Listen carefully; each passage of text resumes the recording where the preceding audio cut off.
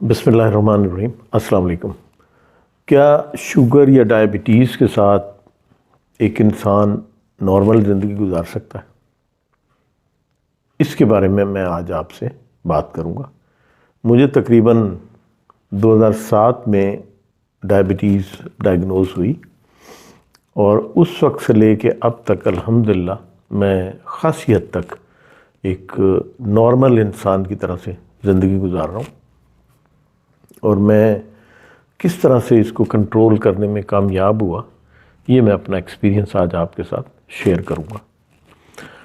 کسی بھی انسان کو جب یہ پتہ چلتا ہے کہ اس کو ڈائبٹیز یا شوگر کی بیماری ہے تو یقیناً پہلے مرحلے پر وہ اس کے لیے یہ پریشان کن خبر بھی ہوتی ہے اور انسان ڈر بھی جاتا ہے، اور ڈرنا بھی چاہیے کیونکہ یہ کوئی عام بیماریوں کی طرح سے نہیں ہے۔ اس میں اگر آپ اس کو سنجیدہ نہ لیں تو خاصا نقصان ہو سکتا ہے۔ میرا مشاہدہ یہ کہ جب کسی کو بھی ڈائبٹیز ڈائگنوز ہوتی ہے تو عموماً دو طرح کے رویے دیکھنے میں آئیں۔ ایک طرح کے لوگ ایسے ہوتے ہیں جو بالکل اس کو لائٹلی لیتے ہیں، وہ نہ تو ڈاکٹر کی ہدایات پہ عمل کرتے ہیں، دوائیوں کے معاملے میں بھی غفلت کا مظاہرہ کر سکتے ہیں، اور پرہیز یا کھانے پینے میں، ایکسرسائز میں یا شوگر کو مانیٹر کرنے میں، ڈیلی اس کو چیک کرنے میں خاصی غفلت کا مظاہرہ کرتے ہیں۔ تو ایسے لوگوں کے لیے وقت کے ساتھ ساتھ پھر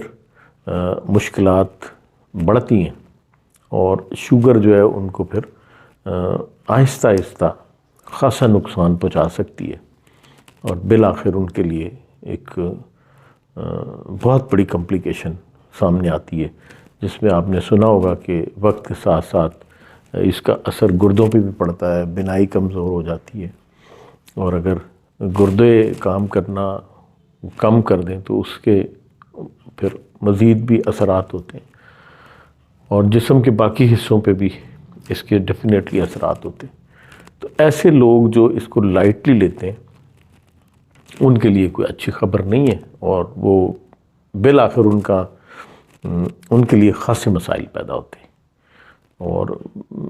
آخری جو تشویشناک صورتحال ہے وہ یہ کہ گردے اگر کام کرنا کم کر دیں یا گردوں میں خرابی پیدا ہو جائے تو وہ پھر ڈائلیسس کی طرف جانا پڑتا ہے، گردے واش کروانے پڑتے ہیں، جو کہ بہت مہنگا اور خاصا تکلیف دہ مرحلہ ہے۔ دوسری قسم کے لوگ اس میں ایسے ہوتے ہیں جو کہ جیسے ہی ان کو پتہ چلتا ہے کہ ان کو شوگر ہے یا ڈائبٹیز ہے تو اس کو انتہائی سنجیدگی سے لیتے ہیں اور سختی سے ڈاکٹر کی ہدایات پہ عمل کرتے ہیں۔ جتنے بھی ڈاکٹر نے احتیاطی تدابیر بتائی ہیں ان پر نہ صرف عمل کرتے ہیں بلکہ خود ان کی کوشش یہ ہوتی ہے کہ اس کو اچھے سے اچھے طریقے سے اپنی ڈائبٹیز کو کنٹرول بھی کیا جائے اور اس کو باقاعدہ مانیٹر کیا جائے، دوائیوں میں غفلت نہ برتی جائے، اور کھانے پینے میں، خوراک میں جو بھی پرہیز ڈاکٹر نے بتایا وہ اپنی حیثیت اور ہمت کے مطابق اس کو بہتر سے بہتر طریقے پہ اس کو کنٹرول کرنے کی کوشش کرتے ہیں۔ ایکسرسائز کے معاملے میں، واک کرنے کے معاملے میں، اور وقتاً فوقتاً جو ٹیسٹ کروانے چاہیے ان کے معاملے میں بھی وہ خاصے محتاط ثابت ہوتے ہیں، اور جس کا نتیجہ یہ نکلتا ہے کہ وہ ڈائبٹیز کے ساتھ نہ صرف یہ کہ ایک نارمل انسان کی طرح سے زندگی گزار سکتے ہیں بلکہ بعض حالات میں یہ سمجھتا ہوں کہ وہ ایک نارمل آدمی کی نسبت زیادہ لمبی زندگی بھی گزار سکتے ہیں، زیادہ بہتر زندگی بھی گزار سکتے ہیں۔ کس لیے کہ وہ اپنے تمام صحت سے ریلیٹڈ جتنے بھی معاملات ہیں، چونکہ اب وہ ریگولرلی ڈاکٹر کے پاس جا رہے ہیں، مہینے میں ایک دفعہ یا 3 ماہ میں ایک دفعہ وہ ریگولرلی دکھا رہے ہیں، اپنے باقی سارے سسٹم کو مانیٹر کر رہے ہیں، کیا ان کا بلڈ پریشر نارمل ہے، کہیں ان کا کولیسٹرول لیول تو نہیں بڑھ گیا، کوئی ہارٹ کی انوالومنٹ تو نہیں ہے، کیا ان کے گردے صحیح کام کر رہے ہیں۔ تو جب یہ ساری چیزیں وہ ریگولرلی مانیٹر کرتے ہیں تو ڈیفینیٹلی وہ لمبی زندگی گزارنے کے زیادہ اہل ہوتے ہیں اور ان کو کمپلیکیشنز کم ہوتی ہیں۔ تو لہٰذا یہ دونوں رویے میں نے بتا دیا کہ اگر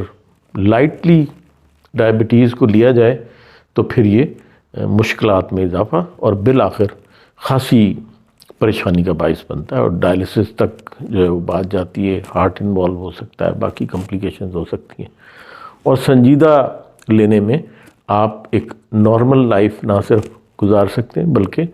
عام آدمی کی نسبت ہو سکتا ہے کہ آپ کچھ زیادہ عرصہ یا زیادہ لمبی زندگی جو ہے وہ گزار سکیں، ٹھیک ہے۔ تو پہلی بات آج کے لیے میسیج اتنا ہی ہے کہ خدا را اس کو لائٹلی نہیں لینا کسی بھی قیمت پہ، اور اس کو سنجیدگی کے ساتھ آپ جب لیں گے تو انشاءاللہ تعالیٰ کسی قسم کی مشکلات نہ صرف یہ کہ ہونے کا چانس نہیں ہوگا بلکہ خاصی حد تک آپ ایک نارمل لائف کی طرف زندگی گزاریں گے۔ تو باقی اگلے اس میں انشاءاللہ۔ اللہ حافظ۔